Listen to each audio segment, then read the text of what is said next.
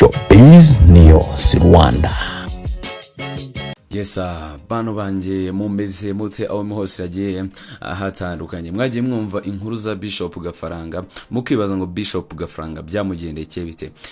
Turaje turi muri iki kiganiro ngo ninde Bishop Gafaranga yabarakoreye ihohotera rishingiye ku gitsina byagenze bite kugira ngo ari mukorere eze kandi n'ubwa mbere byari bibaye ese ubwo ribo yamutaye muri yombi byarangiye bite cyangwa se bizarangira bite koko icya yarajye hamwe cyangwa hazabaho urubanza. Turi bugere hanze y'u Rwanda kandi tuvuge kuri Diamond Platnumz, tuvuge kuri Bruce Melody, tuvuge kandi kuri Harmonize, nabo ibintu byashyushye bimeze fresh cyane. Ariko tudatsinze nizere ko of course amaze gukora subscribe nawe ngiye nitwa Florizi kwa gatatu tariki ya 7 Gicurasi 2025 urwego rw'igihugu rw'ubugenzacyaha RIB rwataye muri yombi umuhanzi akaba n'umukinnyi wa filime Habiyaremye Zakari wamamaye nka Bishop Gafaranga akurikiranyweho icyaha cy'ihohotera rishingiye ku gitsina cyangwa se iryo bita gender based violence. Amakuru rero yitabwa muri yombi ry'umugabo yemejwe n'umuvugizi wa RIB Dr Murangira Biceri wabwiye abanyamakuru ko Gafaranga afungiye muri Sitasiyo ya RIB ya Nyamata mu karere ka Bugesera mu gihe iperereza rye n'ubundi ryari rigikomeje. Mu magambo yavuze ati tariki ya 7 Gicurasi 2025 RIB yafunze Pasteur Habiyaremye Zakari w'imyaka 35 uzwi ku izina rya Pastor Gafaranga akurikiranyweho ibyaha by'ihohoterwa rishingiye ku gitsina nyine, ariko akaba yarafungiye kuri Sitasiyo ya RIB ya Nyamata mu gihe iperereza ryari rigikomeje. Uvuga ngo rero kuva amakuru yitabwa muri yombi yatangazwa hari abatangaje ko ibyo Gafaranga akurikiranyweho bifitanye isano n'umugore we Annette Murava, bivuga ko yagiye ahura n'ihohoterwa mu gihe bigiye bitandukanye. Abaturanyi bavuga ko ikibazo cyabo cyari kimaze igihe kiza kugera ku buyobozi, byageze ku buyobozi bw'umudugudu. Hari abameza ko rero Gafaranga yajyaga mukubita ndetse akamubwira amagambo amutesha agaciro bigatuma Murava atanga ikirego. Ku bijyanye n'aba bantu bivugwa ko bakorewe ihohoterwa, Dr Murangira yabwiye aya makuru ko iperereza rigikomeje kandi ko ibisobanuro byimbitse kuri ibyo byaha byakozwe bizatangazwa mu gihe gikwiye. Ati izo ni details z'iperereza cyangwa se ibyo ni ibikuye mu iperereza, amaze kubazwa tuzabwira ibyaha byose aregwa nyuma yuko nyine abajijwe akorewe interrogation. Ariko wakibaza ngo ubundi gihe icyaha kizamuhama itegeko rivuga iki kuhohotera rishingiye ku gitsina? Ni ukuvuga ngo itegeko riteganya ibyaha cyangwa se riteganya ibyaha n'ibihano muri rusange rihana ihohotera rishingiye ku gitsina nk'igikorwa cyose kibangamira uburenganzira, icyubahiro n'umutekano wakorewe. Ibyo ngibyo bishobora kuba gukubita, guhoza ku nkeke, gukoresha amagambo cyangwa ibikorwa bifite ishingiro rishingiye ku gitsina. Iyo uwabikoze bihamijwe n'urukiko ahanishwa igifungo kiri hagati y'amezi 6 n'umwaka n'amande y'amafaranga y'u Rwanda kuva ku 100 kugeza ku 200. Iyo wabikoze yari afite ububasha cyangwa se inshingano ihariye ku wabikorewe nk'umuyobozi cyangwa umukoresha, igihano kiriyongera kikagera ku gifungo kiri hagati y'umwaka umwe n'imyaka 2. Kugeza ubu Gafaranga aracyari mu maboko ya RIB, hagitegerejwe ibiva mu iperereza kugira ngo hamenyekane ukuri ku byaha aregwa. Annette Murava rero wamenyekanye mu ndirimbo Niho Nkiri yashyingiranwe na Bishop Gafaranga kuwa 11 Gashyantare 2023 nyuma yuko uyu muhanzi yari amaze gutandukana n'umugore we wa mbere. Gafaranga rero aherutse kubwira abantu ko yahuriye na Murava mu bikorwa byo gufata amashusho y'indirimbo bya bihe bikavamo urukundo rwaje kuvamo no kurushinga. Yavuze ko kandi kuva batangiye kubana yahise afata ikiruhuko mu muziki, ari nayo mpamvu yari amaze igihe kinini adakiranze indirimbo nshya. Tayari rero uyu nguyu Bishop Gafaranga akaba yaramaze gutabwa muri yombi. Kurundi ruhande kandi amakimbirane y'abahanzi muri Tanzania agiye gushyirwa akadomo na contract ihuriweho n'aba bahanzi bombi. Iyo mvuze abahanzi bafitanye amakimbirane utumva n'ubundi Diamond Platnumz, ugatumva kandi Harmonize, bafite label ebyiri zirebana. ayingwe. Mu gihe rero ibibazo by'amakimbirane hagati y'abahanzi ababahagarariye n'abafatanyabikorwa babo bikomeje kwiyongera mu ruganda rw'umuziki muri Tanzania, inama y'igihugu ishinzwe iterambere ry'ubugeni n'ubuhanzi Barsata yatangaje ko igiye gushyiraho amasezerano y'icyitegererezo cyangwa se standard contract agamije gukumira ibibazo bikunze kugaragara mu muziki wo muri Tanzania.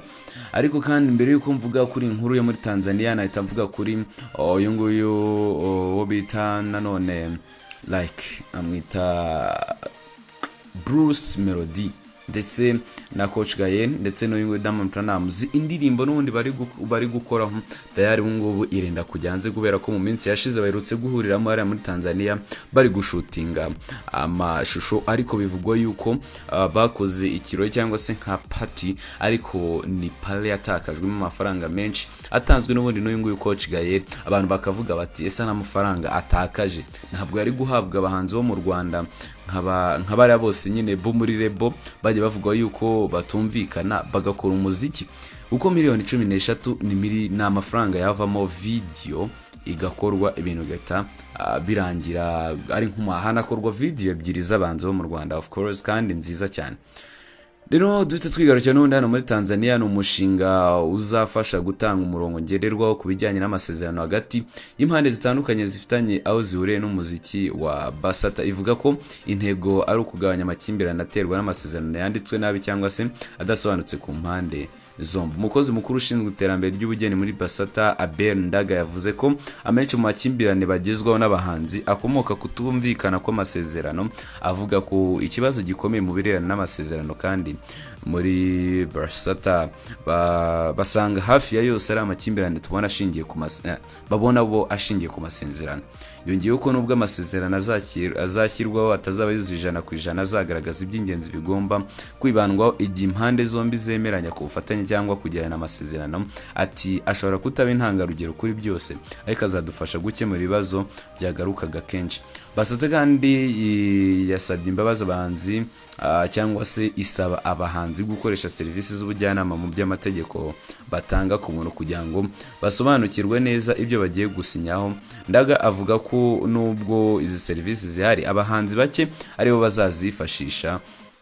Mu gihe umuraperi Musa Mabuno uzwi nka Bando n'umwe n'ubundi ushyigikiye igitekerezo muri Tanzania yagize ati ndakeka ko aya masezerano akwiye kureba impande zombi, umuhanzi n'ushora imari. Ubu bwuzuzanye buzashishikariza benshi gushora imari mu buhanzi.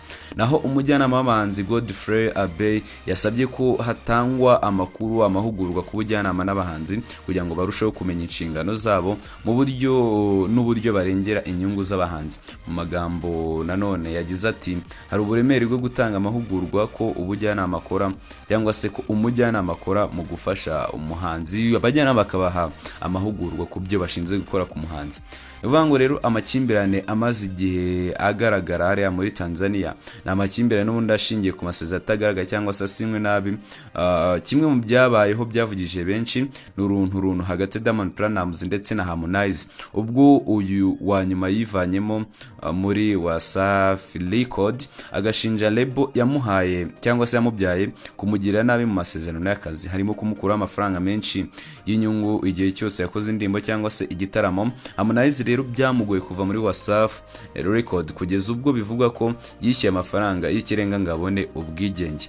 Ibi rero ntibyagarukiye aho kuko mu myaka ikurikiye Harmonize nawe yahuye n'amakimbirane na bamwe mu bahanzi yari yasinye muri lebo ye Konde Gang barimo Ibra waje kuyivamo avuga ko nta bwisanzure yari afite ndetse hari ibyo batemeranwaho bijyanye n'imicungire y'umuziki we. Uyu musore rero ntiyahishe ko atishimiye uburyo Harmonize yayoboraga lebo, ibintu byerekanye ko ikibazo cy'imyitwarire no kutubariza amasezerano gishobora kugaragara no ku bahanzi baba baranyuze muri ayo makosa. Ibi byose rero ni ishusho igaragaza impamvu ari impinduka zikenewe nk'uko Barsata igaragara. Hari igihundi mu Rwanda ubwo hari ikintu twaba dufite n'ubundi gihuriza abahanzi hamwe cyangwa se kireba imikorere y'abahanzi mu Rwanda. I don't know, ubwo niboneka nyine tuzabikora, but ndabakunda cyane. Nitwa Frerezi, kora subscribe na follow kugira ngo tuzacikwa umunsi ku munsi n'amakuru tubagezaho day by day.